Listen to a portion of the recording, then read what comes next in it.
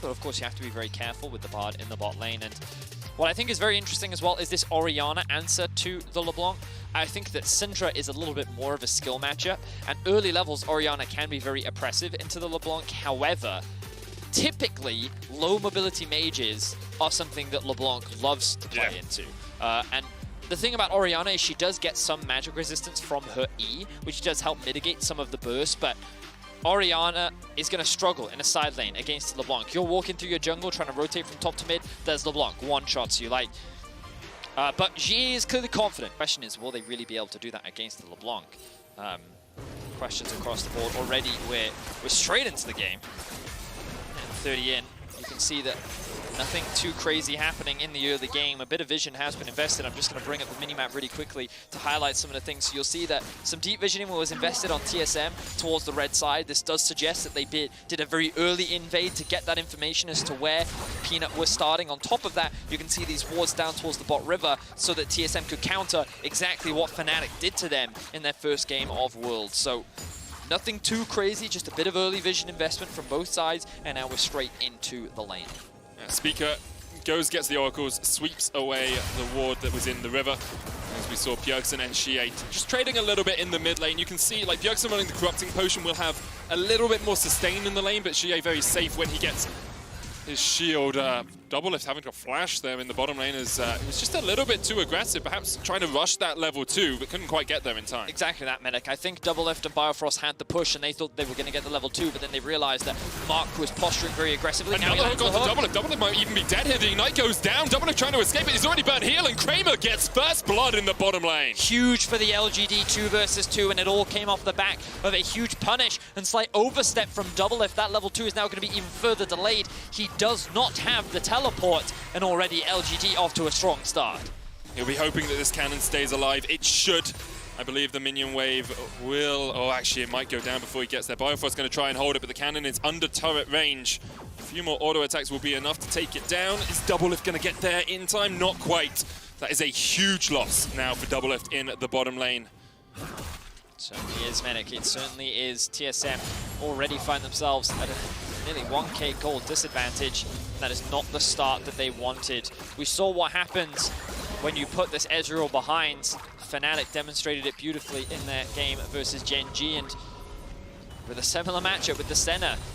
Just because she is a scaling champion does not mean that she cannot have power in the early game. Now, face check from Longjing. He steps straight into Speaker. Oracle's coming out as they try and trace Longjing as he goes around the corner. There's the flash. Speaker could chase this. Decides against investing his flash. Well, now they can just come back later, because if Longjing now commits the TP, which you imagine that he will, the wave is likely going to be pushing in favor of TSM's top laner. And they're going to be able to look for another potential gank. Keeping my eye on, there's the TP coming into the tower specifically. I like this from Longjing. So, advantages being traded across the board. Of course, the slightly bigger advantage down in the bot lane. Doublelift now finally hitting level 3, but already a pickaxe coming through for Kramer. Definitely not the situation that TSM want to find themselves in. Such a big deficit. Of course, no flashes on the LGD bottom lane, so there's a possibility that if Speaker can work his way down there, he can do a lot of work. Bjergsen just threading the needle with those chains, catching Xie out and just chunking him out a little bit, but as you said, early doors, the Orianna does have a little bit of a trade advantage in the pure 1v1, can harass down the LeBlanc with those auto attacks.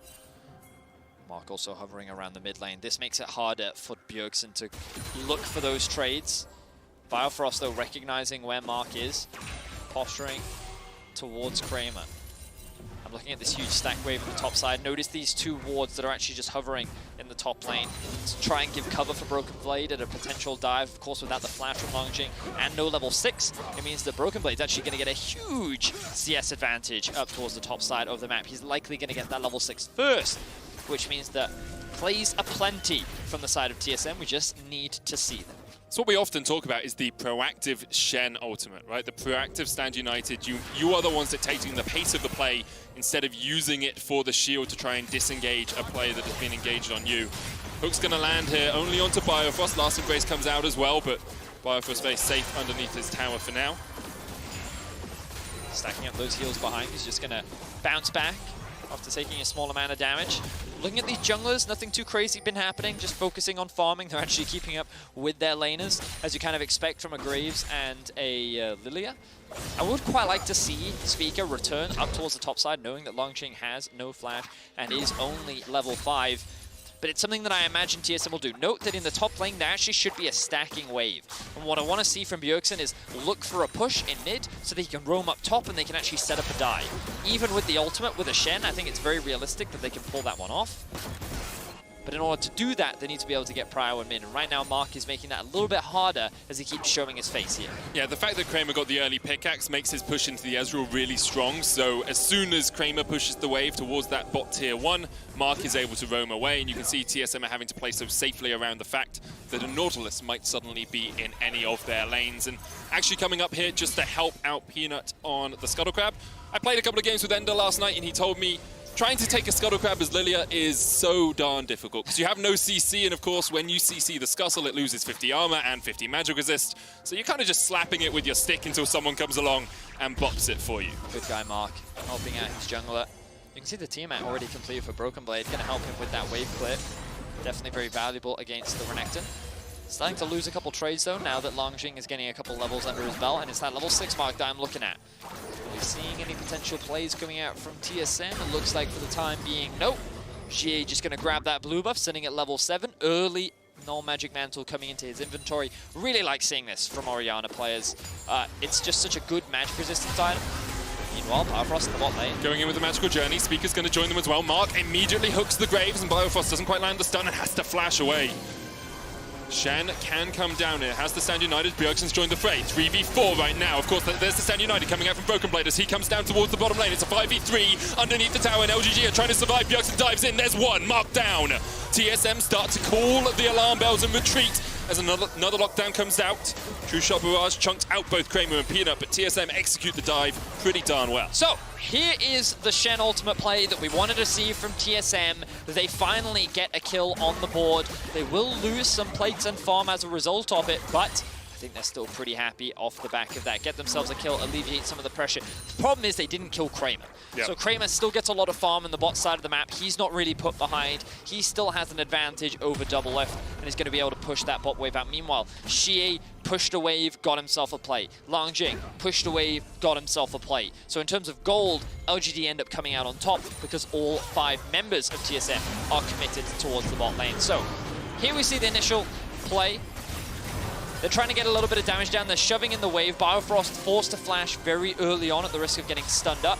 You can see on your screen as well on the bottom left, people are dying right now. This is great from TSM. They've actually just caught Longqing out on a rotation, it seems. Went up towards the Rift Herald and have another look at this play underneath the tower. Good interrupt from Mark there to stop the taunt from coming through.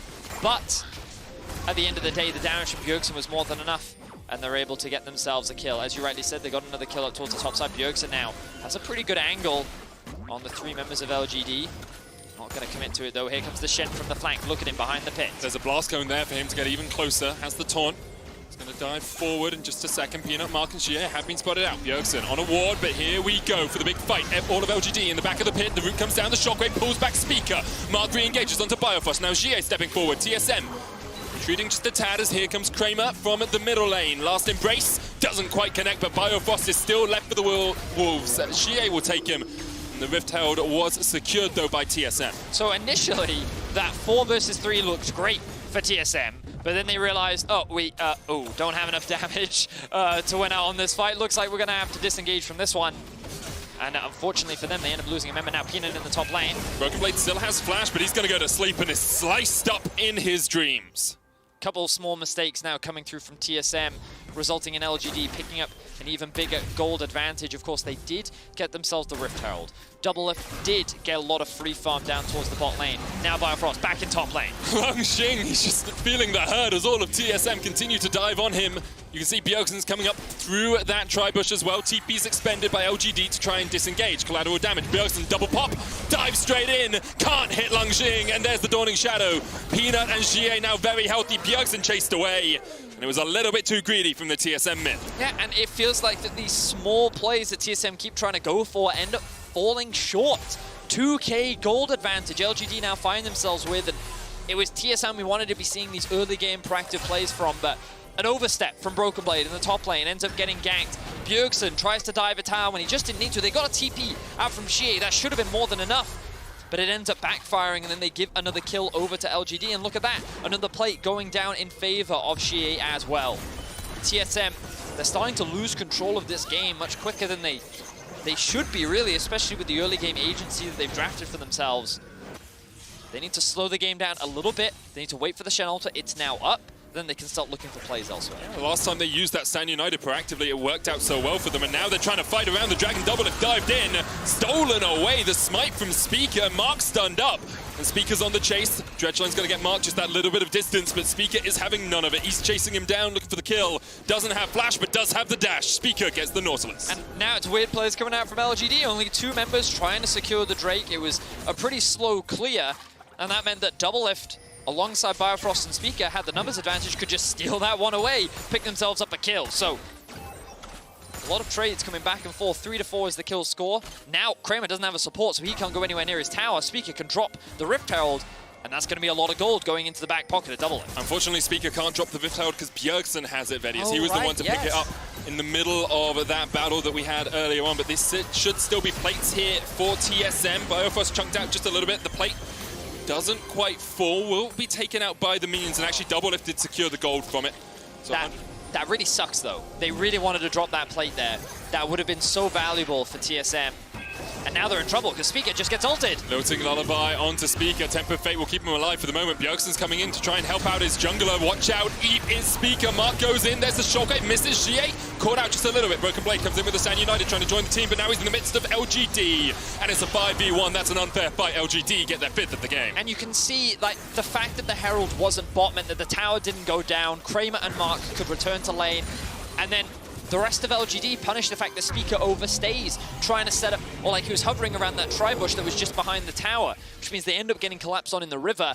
And Biofrost's ultimate, it did buy a little bit of time because Broken Blade's ultimate rather could come through, but TSM just keep falling behind in these skirmishes, and LGD is reaping the benefits. Look at this, level 10 now on the Orianna, 2-0-1, has not been punished in the slightest. Xie is going to feel extremely strong after this next back, and the rest of LGD feeling very confident as well.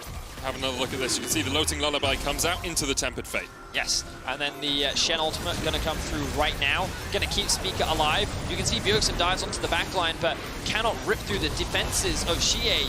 Immediately recognize that they have to disengage because they're not strong enough to fight at this point in time. And then LGD find themselves with another kill. Meanwhile, Bjergsen just kind of throws the Herald down in mid. Does get 2 plates off the back of it, but doesn't really convert it into much else.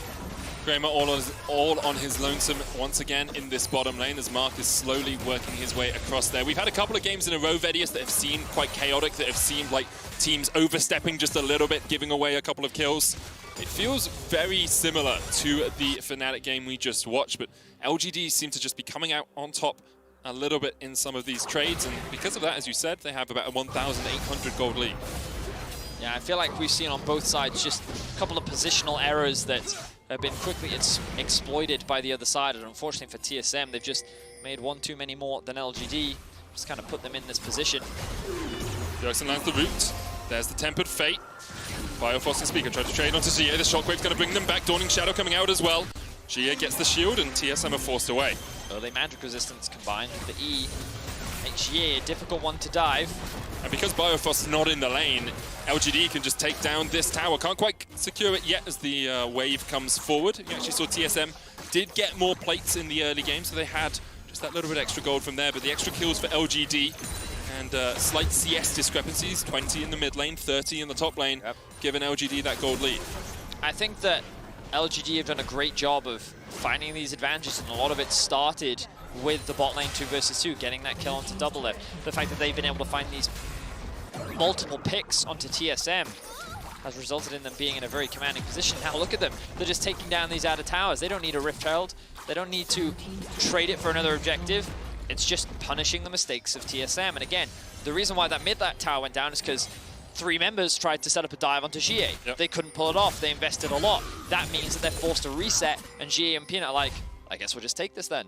So they now extend their gold lead to about 3K. TSM find themselves on the back foot. And Bjergsen sitting fourth in the total gold charts is about 800 behind his lane, behind your spell combos to really be able to catch people out. So you can see now Bjergsen, when you're playing around Fog of War, but you do need some of those items, you do need some of that extra burst behind your spell combos to really be able to catch people out. So you can see now Bjergsen working his way down towards bot. In case Kramer had stayed around, he hasn't. They're going to give the gold across towards Bjergsen down in that bottom lane and just try and funnel as many resources onto this LeBlanc as possible. Exactly that, Medic. They're trying to make Bjergsen the man in this game. Oh, that's huge. Noting Lullaby coming up, the knock-up. There's the double sleep. Watch out. Eat goes Biofrost. And the Tempered Fate can't save him in time. Bjergsen is on the bottom side of this fight, could rejoin. But LGD will just walk back through the jungle. Doublelift's going to have to Arcane Shift away. Speaker's in a good position if he wants to jump on only Mark, but TSM actually stepping into a little bit of darkness in their own jungle. Peanut's going to start up the Ocean Dragon now. Kramer working his way up from the bottom lane. Should be the first dragon of the game for LGD. And Broken Blade trying to push through the top lane so that he can try and trade something back for this Drake, but LGD, they find themselves another pick, they're going to find themselves another Drake. More items are going to continue to come through. You can see the Black Cleaver starting to get worked on by Kramer. Also notice that the Leandries is very quickly starting to get completed for Peanut. And this Orianna is just so strong.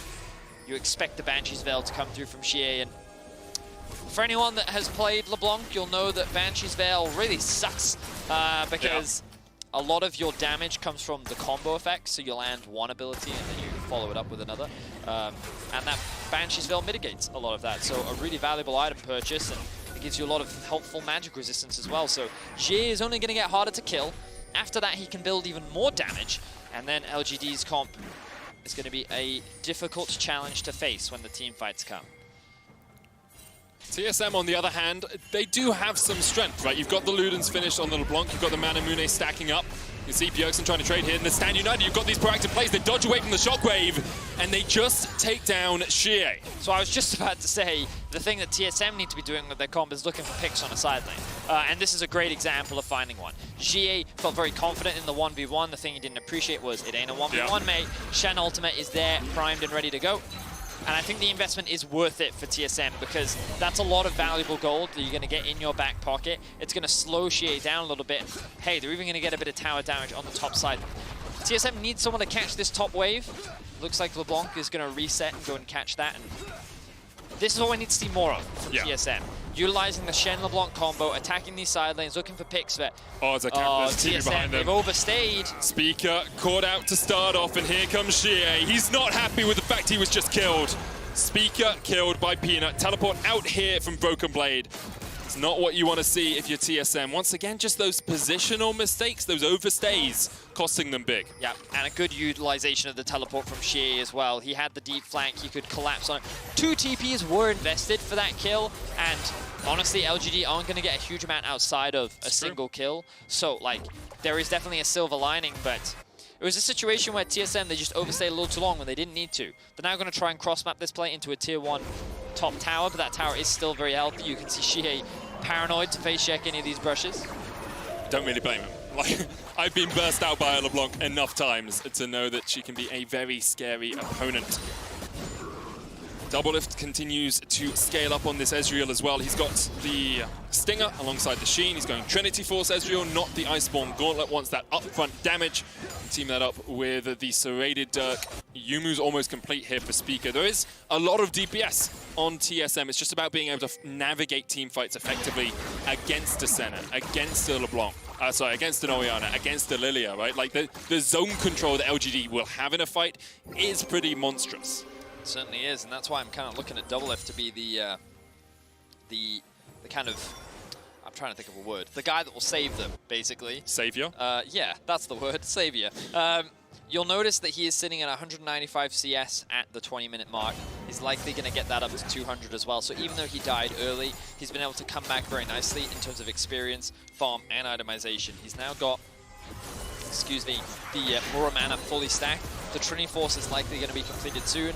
And ideally, he gets that finished before the next Dragon fight, which LGD are almost certainly going to contest. You can see him right now trying to gain vision control. A minute 20 before the fiery Infernal Dragon joins us on the Rift. Bjergsen still pushing in top lane. He does have teleport, so at the moment LGD with a teleport disadvantage, TSM with that advantage can use some split push pressure, can get GA up on this top side of the map and allow TSM to have just that man advantage down towards the Dragon. Well, LGD are actually conceding a lot of time and pressure around the bot side river, which I think is a bit of an oversight, but it looks like TSM aren't actually going to take much advantage of it. I guess they're a little worried because the Ezreal needs to reset. Right, okay, that makes sense. So Doublelift will now complete the Shrinking Force, and this is where I hope we get to see the Dragon dance begin. Let's have a look. Control wards are stacked in the inventory of TSM. LGD still need to get that reset. Looks like Mark is now coming back out onto the map, but TSM are going to get access to the river first. They're going to put in very deep vision. I feel like they just need to ward the choke points because the thing is, wow, look at this. LGD just going to walk straight through mid lane. The TP needs to come through soon from the LeBlanc because LGD, they're looking for a fight. Bio first caught in the last embrace. Teleport coming in. There's a flank position here for Bjergsen. Rift Herald popped. Broken Blade jumping in, trying to get the Torn off. Lang Jing's already dived onto the back line, and Speaker was his target. On the front line is Broken Blade. Bjergsen being forced away. The Stand United just being used for the shield because you know that Broken Blade was gonna die. Speaker down as well. Lang Jing trading against Bjergsen and Doublelift. He'll get removed from the fray. But now Kramer is on the hunt. So are Mark, so is GA. Bjergsen, their first target, flash in. The ball of death finds its mark. Doublelift stunned against the opposite wall, and Kramer just needs a few autos to finish it off. GA takes it. LGD find a resounding team fight in the river. And even though TSM gained access to the river first, LGD didn't care. They just walked through mid lane into the river and said, we're looking for a fight. We're ready to go. We have also hit our item spikes. They drop the Rift Tower mid. They get themselves another tower. They're going to secure the second Drake of the game. Beautiful fight for LGD. They're going to propel the gold lead even more. Yeah, 4,000 gold ahead now, and you could see what TSM were thinking. They have this great flank from Bjergsen coming in on the ward on the top side. The problem is it's so far away, and this was such a good response from Kramer. Broken Blade flashes in Taunt. If they get this, they can win the fight immediately, but he's able to disengage. And now Broken Blade's in a very awkward spot. The rest of LGD is just able to chase him down. Meanwhile, Bjergsen's getting zoned away by Lang Jing. He needs to be threatening this backline of LGD, which he just isn't able to do. And the moment TSM commit to that play, they just don't have any tools left. And this is why in the 5v5, LGD should be considered stronger. TSM need to find these picks. They should be warding these choke points. And then as LGD walk in, that is when you pick them off. You shouldn't be going for Bjergsen, go for it. The chains still connect. Bjergsen just needs to jump in. He gets it in the end. I thought for a second maybe he misstepped, but Peanut is down, and that's the flash burn and 30 seconds on the jungler, Vetty. I mean, Baron is available. TSM might just run a Hail Mary now. This was a great pick, and this is what they need to keep finding more of. With the jungler dead, as you rightly said, maybe they're just going to take the gamble. Shen can tank this for a while. They should be spotted out. Here we go. They're going to start this one up. What flashes are available? Only marks from the side of LGD. Let's see how fast TSM take this one down. GA does not have Shockwave. Kramer has the Dawning Shadow, the Depth Charge available as well, and you can see using the Curse of the Black Mist, LGD are going to try and step forward. There's a flank position here for Bjergsen though, and if he can get onto that 80 carry, he can absolutely burst him. In goes Mark, in goes Bjergsen, but he can't quite get onto the back line. The Dawning Shadow coming out, True Shot Barrage is being used. Bjergsen's still not really in this fight yet. TSM have been forced away from the Baron. Speaker has to use the Blast Cone to get to safety. And in that time, Peanut has respawned and can rejoin LGD. Bjergsen had such a good flank, and he misses everything. He isn't able to execute anyone. The point of this LeBlanc is you get onto the backline, and even if you don't one-shot someone, you chunk them out, right? And yes, there is healing on Kramer, but that's all the confidence TSM would have needed to be able to turn that fight around. But he goes in and then immediately dashes back out again. So LGD's like, okay, cool, we'll just 4v5, we don't care. They run TSM down and force them out. Now TSM is looking for a pick. Remember, no flash on Kramer. Broken Blade just looking to catch out Kramer, and Doublelift flashing forward to make sure the enemy AD carry died. This game is wild, man. It's just a matter of pick after pick from both sides, but TSM is now the one that comes out on top as Kramer is overextended in the mid lane. Peanut, though, still alive, does have the smite, which means that this Baron play could be a little bit more dangerous to TSM. It feels like quite an aggressive play if you're not immediately going to go for the objective, because there's no dragon up, there's nothing else really for you to take. You gave up mid-prio by going towards the dragon pit, so yes, they do kill Kramer, but they burnt their flash for it. And now Doublelift is that little bit more vulnerable when it comes to fights. However, the proactivity is good. We have seen TSM across the course of this tournament sometimes just rest on their laurels a little bit. Allow the game to come to them. Here they are taking the game by the scruff of the neck and trying to work a way back through this 3K gold deficit. I think LGD is in a much more commanding position though. You know, I don't think that's any surprise when you kind of look at the gold, but I'm looking at the itemization coming through now. Kramer working on his third item. The death cap is slowly being worked on by Xie, and once he gets that finished, I just feel like it's going to be so much harder for TSM to be able to win out. They need to just keep looking for picks.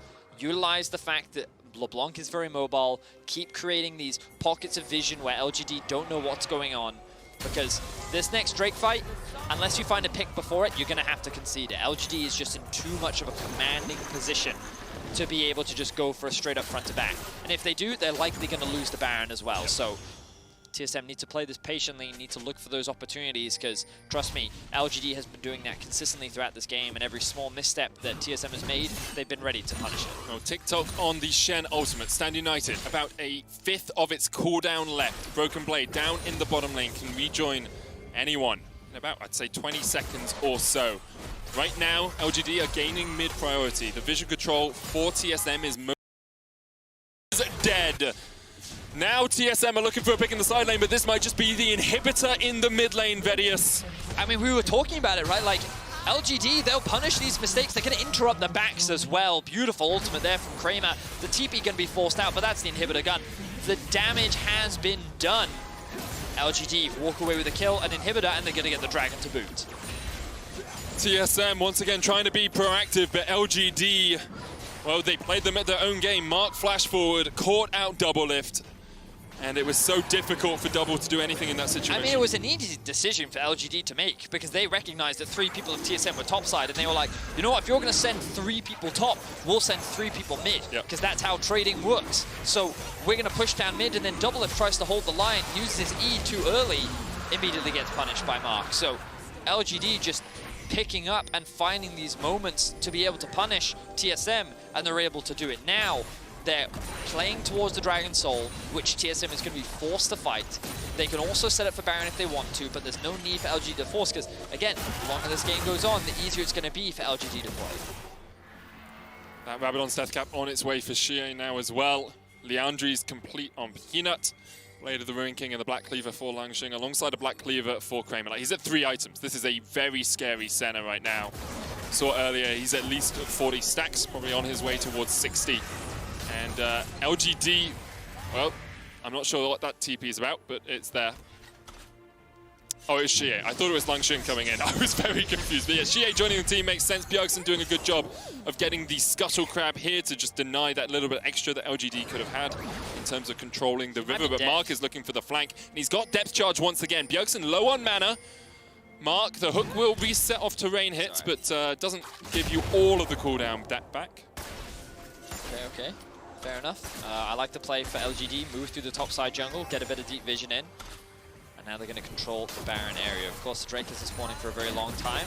TSM have their eyes on Kramer, does now have the flash back up.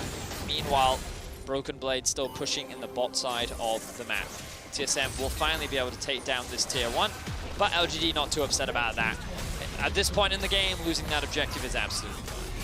Does bring that goal just that little bit closer though, Vedius. Only 2,000, well 3,000, 2,500 between these two teams right now. TSM have been able to keep that a slim margin, and you have to remember how important this game is for TSM. Like 0-3 in this group is almost a death sentence. Not saying you're guaranteed to get knocked out, but you would have 3 teams at 2-1, and you'd really have to sweep the second week of group stage. For LGD, of course, a win here ties them up with Gen.G and with Fnatic, and gives them that opportunity to fight for a quarter-finals spot.